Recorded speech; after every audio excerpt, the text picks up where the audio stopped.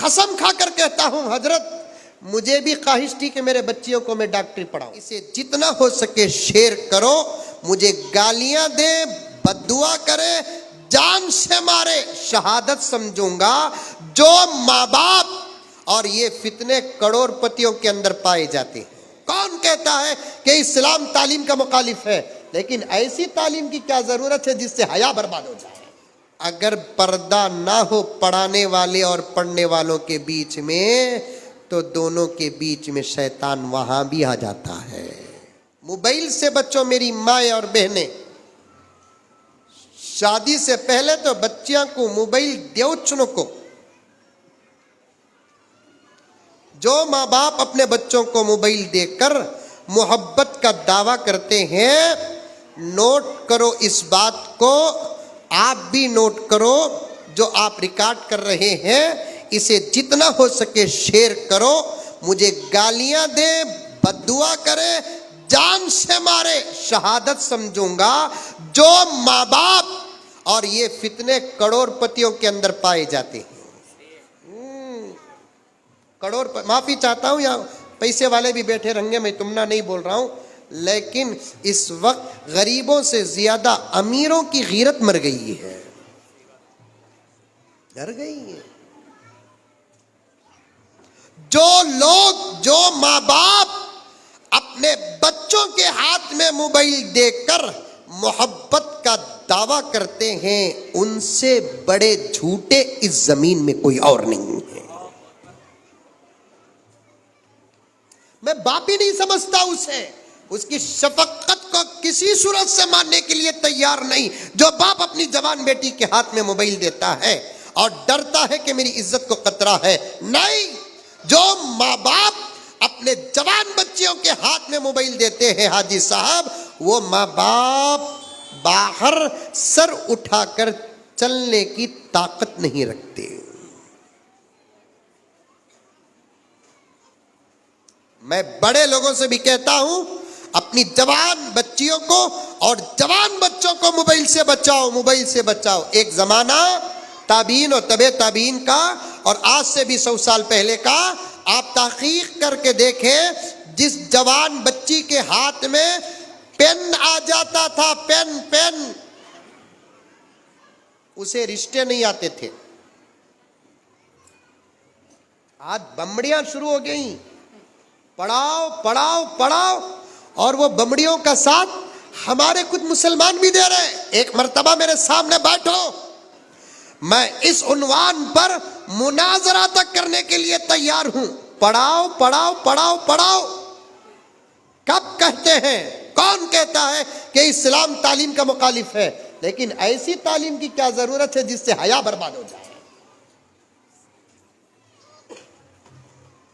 ایسی تعلیم کی کیا ضرورت ہے جس کو ہمارے بچے پائے اور ماں باپ ہر پل موت کے گھاٹ اترے؟ پڑھاؤ پڑھاؤ پڑھاؤ، یہ جملہ اتنا عام ہو گیا ہے، صرف زندگی کا مقصد پڑھائی ہی ہے. یہ سمجھے ہیں احمق لوگ. ان احمقوں کے کان تک بات پہنچانا چاہتا ہوں، بغیر حیا کی تعلیم انسان کو کبھی کامیاب نہیں کر سکتی. موقع فراہم کرو، ہمیں فتوے دیں گے. لڑکا لڑکی الگ پڑھے، تعلیم میں انٹرنیٹ نہ ہو، تعلیم میں واٹس ایپ نہ ہو، تعلیم میں فیس بک نہ ہو. قسم کھا کر کہتا ہوں حضرت مجھے بھی خواہش تھی کہ میرے بچیوں کو میں ڈاکٹری پڑھاؤں. راستے بھی تھے میرے پاس،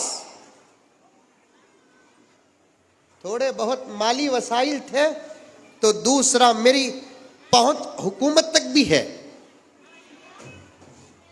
میں اگر کچھ کوشش کرتا تو میرے بچیوں کو سیٹ مل سکتی، لیکن ایسی تعلیم کی کیا ضرورت ہے؟ آدھا گھنٹہ بچی لیٹ آئی تو ماں باپ کے پتے پانی ہو جائے، 10 منٹ بچی لیٹ آئی تو ماں باپ کے پتے پانی ہو جائے. کیا فرمایا حضرت بایزید بستامی؟ پڑھانا ہے تو پہلے بچیوں کو قرآن پڑھاؤ، پڑھانا ہے تو حدیث پڑھاؤ، پڑھانا ہے تو فقہ پڑھاؤ، بچیوں کو پڑھانا ہے تو پہلے شرم پڑھاؤ، حیا پڑھاؤ، ماں باپ کی عظمت پڑھاؤ، شوہر کے حقوق پڑھاؤ۔ پڑھانا ہے تو فاطمہ کا کردار پڑھاؤ، عائشہ کا کردار پڑھاؤ، خدیجہ کا کردار پڑھاؤ، پڑھاؤ پڑھاؤ پڑھاؤ۔ ہماری بچیاں جب پڑھنے جاتی ہے تو پھر ہم کو ملتا کیا ہے؟ مجھے الزام لگاؤ، بہتان لگاؤ، کچھ بھی کرو، میں اپنی بات پر اٹل ہوں کہ میں پڑھائی کا مخالف نہیں ہوں۔ آج تعلیم کے راستے اطمینان بخش نہیں ہے، تعلیم کے راستے محفوظ نہیں ہے۔ کیا دنیا نہیں جانتی پڑھانے والا ٹیچر پڑھنے والی بچی کے ساتھ فرار ہوا ہے؟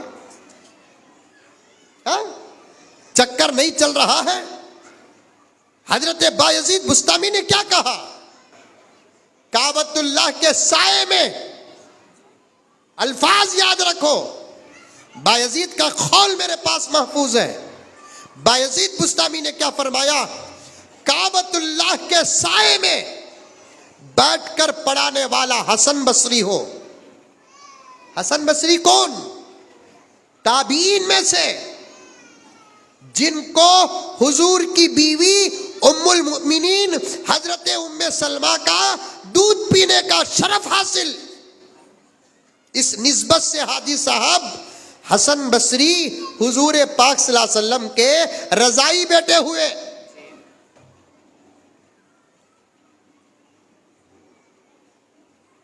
رضائی بیٹے ہوئے، کسی کی بیوی کا دودھ کوئی بچہ یا بچی پیتے ہیں تو اس عورت کا شوہر اس بچوں کے حق میں رضائی باپ بن جاتا ہے۔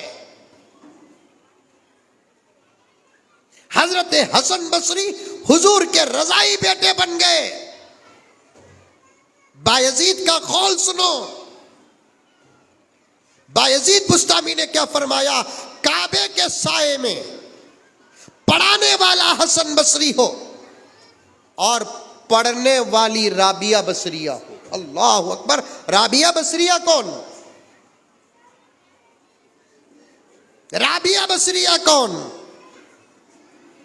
کرامات اولیاء میں یہ بات داخل ہے، رابعہ تو وہ ہے جس کا احترام کعبۃ اللہ بھی کرتا تھا۔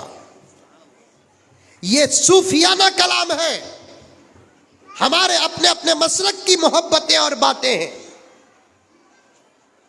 خود حضرت ابراہیم بن ادھم فرماتے ہیں، ایک مرتبہ میں جب کعبے کو حاضری دیا، طواف کر رہا تھا تو میری نظر کعبے پر پڑی، تو میری نظر جب کعبے پر پڑی، میں دیکھتا کیا ہوں کہ کعبے پر جو تجلی نازل ہو رہی تھی، طواف کرنے والوں پہ کسی پر وہ تجلی نازل ہو رہی ہے، قریب جا کر دیکھا تو کوئی اور نہیں، وہ رابعہ بصریہ تھی۔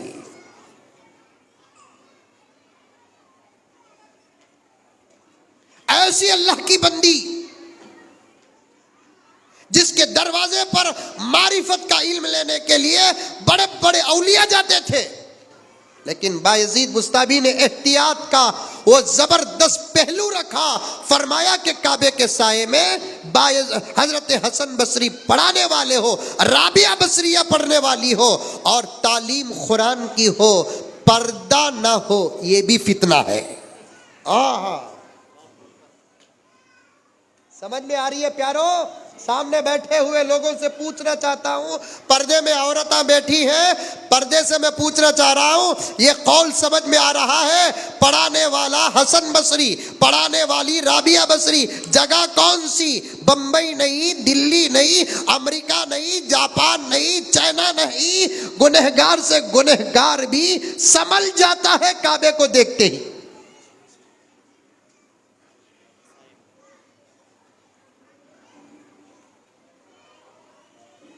ویسے کعبے کے سائے میں بے پردگی کے ساتھ تعلیم بھی کون سی؟